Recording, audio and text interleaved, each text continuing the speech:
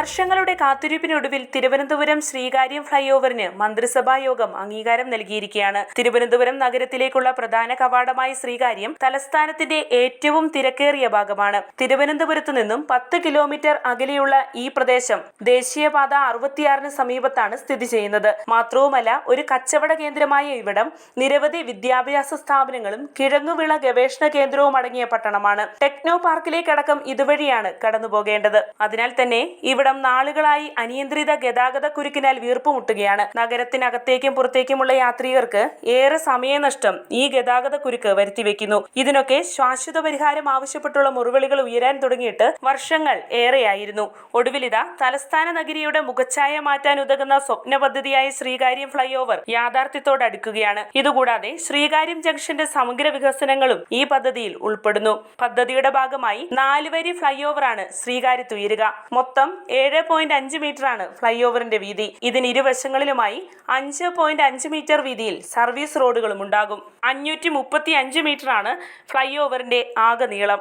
Flyover നിർമ്മാണം പൂർത്തീകരിക്കാൻ 1.5 വർഷത്തെ സമയപരിധിയാണ് കരാറുകാർക്ക് അനുവദിച്ചിട്ടുള്ളത്. സ്ഥലം ഏറ്റെടുക്കുന്നതുൾപ്പെടെ 135.37 കോടി രൂപയാണ് ശ്രീകാര്യം ഫ്ലൈഓവറിന്റെ ചെലവ്. ഫ്ലൈഓവറിന് മാത്രം 71.38 കോടി രൂപയുടെ ടെൻഡറാണ് അംഗീകരിക്കപ്പെട്ടിരിക്കുന്നത്. ഫ്ലൈഓവറിന് ആവശ്യമായ 1.34 ഹെക്ടർ ഭൂമിക്കായി മാത്രം 64 കോടിയിൽ പരം രൂപ മുടക്കേണ്ടി വന്നിട്ടുണ്ട്.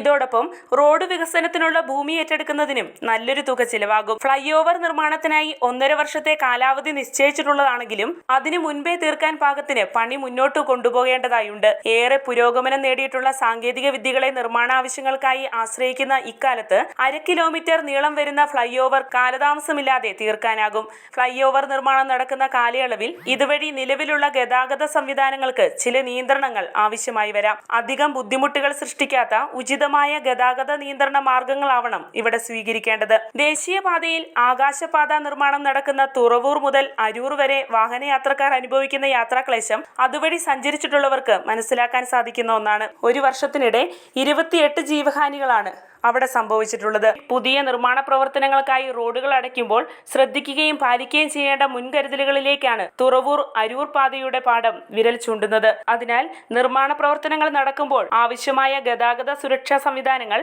അധികൃതർ ഉറപ്പുവരുത്തണം.